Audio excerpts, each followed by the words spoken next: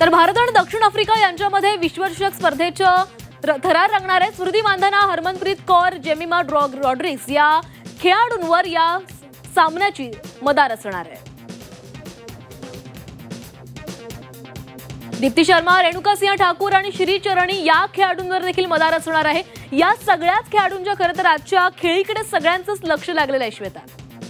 तर फलंदाज आणि गोलंदाज आपण पाहिलेले आहे। दीप्ती शर्मा सुद्धा खूप छान गोलंदाज आहे। रेणुका सिंह ठाकूर कडून सुद्धा अपेक्षा आहे की लवकरात लवकर तिने दक्षिण आफ्रिकेचे गडी बाद करावेत। तर आपण बघू दक्षिण आफ्रिकेच्या खेळाडूंची ही नावं बघूयात। लॉरा वोल्वर्ड्स, मॅरिझॅन काप आणि नादिन डी क्लार्क हे खेळाडू जे आहेत त्यांच्यावर देखील मदार आहे। लॉरा ही खरं तर दक्षिण आफ्रिकेची कर्णधार आहे, ती सुद्धा खूप चांगली खेळतीये। या सगळ्या म्हणजेच वर्ल्ड कप मध्ये सर्वाधिक धावा घेण्याचा मान लॉराला मिळालेला आहे, त्यामुळे आता लॉरा कशी खेळतीये ते देखील पाहावं लागणार आहे, कारण दक्षिण आफ्रिका देखील पहिल्यांदाच वर्ल्ड कपच्या फायनल मध्ये खेळणार आहे।